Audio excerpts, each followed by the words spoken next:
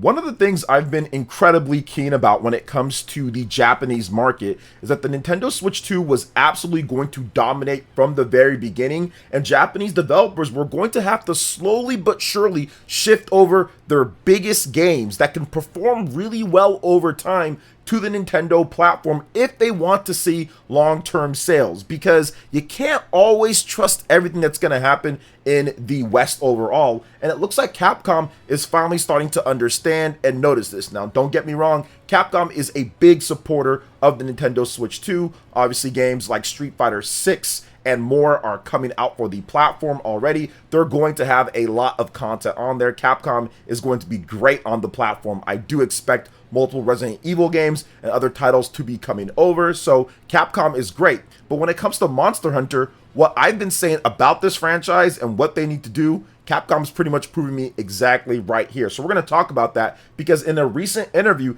Capcom's president, Mr. Tsushimoto, had a lot to say and mirrors many of the things that I talked about when it comes to the price barrier of the PlayStation 5 in Japan, the multiple price hikes overall, the subscription services, everything that kind of adds up that's going to be a problem, the fact that it's not portable at all, and the basis of a Monster Hunter title was Japan. That was really where their strength was until Monster Hunter World. I think that they kind of went away a little bit from that. So we're going to talk about that, and then we're going to talk about exactly what Mr. Tsushimoto had to say about even being surprised, despite the Nintendo Switch 1 blowing up in sales like it did, being a little bit surprised with the successor here with the Nintendo Switch 2. So shout outs to Stealth, also Nikkei, Go Nintendo, they all rounded up this information here. So I'm going to read off what it says. Now, this is according to Mr. Tsushimoto. He is the president of Capcom. The PS5 has been a barrier for Monster Hunter Wilds adoption, partly due to the system's price. They want to get Monster Hunter Wilds into as many people's hands as possible. They're currently formulating a strategy to boost sales, like reducing the price, for example, and the response to the Nintendo Switch 2 has been better than he expected as well. Now, when it comes to the price of the PlayStation 5, he did also comment saying, if you look at the base of the system, plus the subscription, plus controllers, plus other things, you're looking at 100,000 yen plus, right? It's getting quite pricey overall to kind of play just the game, because you have to have that subscription service, and I think it's about 80 bucks or so. I know it's about $80 here in the US. So if you even just want to play online, not even getting all the PS Plus stuff, it's going to cost you around 80, whereas with the Nintendo Switch 2, it's going to cost you around $20 to play online, and then you get the base games there. So I do think that Capcom is looking at that, and they're looking at the massive success of the Nintendo Switch 2 in Japan, and how really you don't see a ton of PlayStation 5 games stay in the top 30. Now, of course, when it comes to Monster Hunter, they're trying to sell the game on Xbox, PlayStation, really PlayStation, and PC. Those are their two main platforms, is PC and PlayStation. And there's a lot of reasons why Monster Hunter Wilds has not lived up to maybe where some people felt Monster Hunter World could be. And I think even Capcom, they admitted that it's not living up to the sales, that it's been basically underperforming sales-wise. And there's a number of reasons for that. You can look at the performance of the PC. The PC platform, they have not optimized well enough. You can look at some of the performance problems that they have on PlayStation 5. You can look at the longtime fans looking at that type of game and saying the content isn't sufficient enough, that there was too much hand-holding, too much noob stuff in the game. There are a variety of factors, but I would say this, one of the biggest reasons why this game isn't doing well, on top of everything else, I'm not saying this is the sole reason, but one of the biggest reasons why is because it's not appealing to the largest or one of the biggest demographics for Monster Hunter, the portable Monster Hunter fans, especially in Japan, that want to be able to play it, that have been playing the game since the PlayStation 2 or been playing the game since the Nintendo 3DS, where that really reinvigorated the Monster Hunter brand. And obviously you have the PSP, that was huge for Monster Hunter as well. So a lot of those people in Japan probably aren't playing Monster Hunter like that anymore, because it's not on a portable, and you're alienating a lot of people with Monster Hunter Wilds this type of way. Now, it's a bit too soon to kind of talk about what they're going to do for Monster Hunter Wilds with the Nintendo Switch 2. I've seen a variety of people all of a sudden turn into developers online. So here's what I actually think is going to happen. Could they port over Monster Hunter Wilds to the Switch 2? Of course they could. If they really wanted to, Capcom are talented developers, they could. I think that they could get it done if they felt like it. However, there's another strategy that they can do, which I do think that this might be a better strategy. If you can do what they did with Monster Hunter World and Monster Hunter Rise, where you just get a specifically built version of Monster Hunter that appeals more to the core audience out there, or the portable Monster Hunter fans. If you played like the PSP games, or you played the Nintendo 3DS games, if you can appeal to those people, you can probably sell millions of copies and boost hardware quite a bit in Japan and of course worldwide. Monster Hunter Rise was a boon for Capcom. It sold 10 million units plus fairly quickly. It boosted sales of the Nintendo Switch 1 in Japan. It boosted sales worldwide. So there is no reason why there couldn't be a specifically built Monster Hunter game for the Nintendo Switch 2 that kind of harkens back to that old school Monster Hunter experience. That's going to get people excited about that and be a huge boost in Japan in addition to worldwide and fans who like more of the classic Monster Hunter experience. Now, don't get me wrong, Monster Hunter Wilds is really cool, but I do think that the pursuit of graphics and the pursuit of we gotta make sure that we take advantage of the biggest graphics and the biggest theatrics and all that, I think that kind of got in the way of what the actual fans want. And that's something that I've heard quite a bit from people who played World, from people who played Rise, that it's just missing many of these aspects. Still fantastic gameplay, fantastic controls, really good structure overall, but there's not enough of the other things that kind of make Monster Hunter Monster Hunter. So I think that if you focus on a system like the Nintendo Switch 2, where you're not going to push things graphically to where it's going to completely max out things, you're just going to do it just good enough. You're going to get the graphics looking good enough, make sure it looks and runs great, and then really focus on a lot of the gameplay things that makes Monster Hunter great, like Monster Hunter Rise did and other portable Monster Hunter games. I think that you can create a pretty cool 1-2 dynamic. Now we'll see what they do to kind of boost up Monster Hunter Wilds with their updates, in addition to maybe some price drops and all that. But I do think at this point it might be a smart move to bring over a new Monster Hunter game to the Nintendo Switch 2 and build specifically for that. That kind of puts in all of those features and all of those things that people loved about the previous portable Monster Hunter games. So we'll see what Capcom ends up doing, but they proved exactly what I was saying overall. Sooner or later, a lot of these Japanese developers, a lot of them are going to see that in order to get the long-term sales, in order to continue selling your game, it's going to have to be on the Nintendo Switch 2 in Japan, especially if you have a big Japan sales type of game. Now, of course, if you're a Western developer, you don't have to necessarily worry about that too much if Nintendo isn't your main base, which a lot of major AAA Western developers, Nintendo isn't. It's just something that they decide to port or not, like let's just say Borderlands 4, for example. But if you're Square Enix, if you're Capcom, if you're Koei Tecmo, if you're a lot of these companies, you better get your Nintendo Switch 2 stuff cooking overall, which we have seen quite a number of support, and there's going to be a lot more. You better get all of that stuff cooking, because it's going to be tough to continue selling long-term wise. If you have a good chunk of your sales audience in Japan, they're going to want that Nintendo Switch 2 version of the game, because we've seen how the Switch 2 has dominated the sales overall. It's probably going to pass with the PS5's overall total sales by next year. So we already know what's happening there. So that's something that I think a lot of these Japanese developers are looking at, and they're going to pay close attention to over the next 2 or 3 years when they're greenlighting and getting the next games ready and getting ready to port titles as well. So what do you guys think about what I had to say here when it comes to Capcom and Monster Hunter and the Nintendo Switch 2?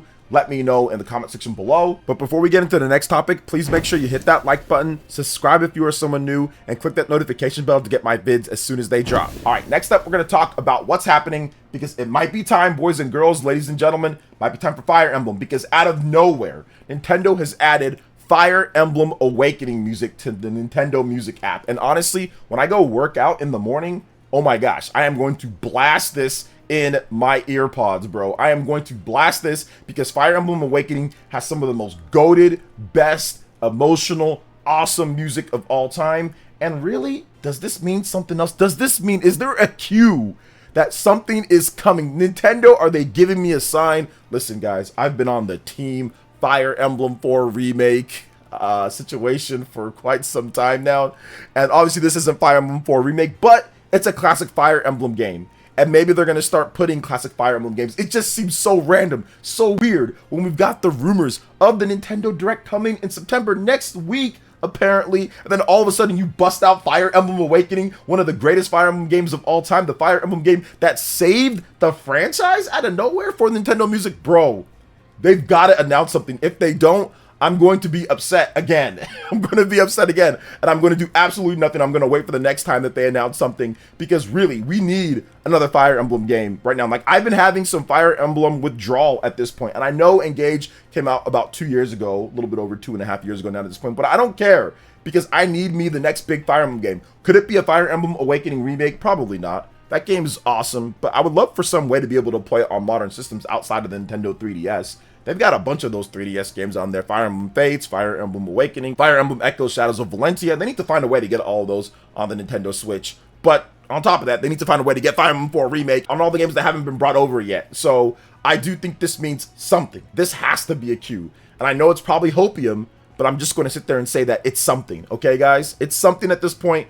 Let's see what happens when the Nintendo Direct drops next week. Apparently, I think that Fire Emblem is coming in some way, shape, or form. All right, so next up, we're going to get into that crazy guy over there at Gearbox, Mr. Randy Pitchford. He talked about the Nintendo Switch 2 some more, and how he is excited about the release for Borderlands 4, and how they want to bring more games over to the platform. This was in a recent interview and talk with Games Radar, and Randy had this to say: Nintendo Switch 2 is an awesome, awesome machine. I'm so grateful for it. He feels that the platform is less about innovating and more about perfecting and giving us what we want and what works. Pitchford went on to say that he was already a fan of the previous console and kind of wanted a more powerful one with newer games. However, he was told about the system and realized Nintendo invested in the software as much as it had the hardware and made it easier than ever to connect with other people. He became particularly excited.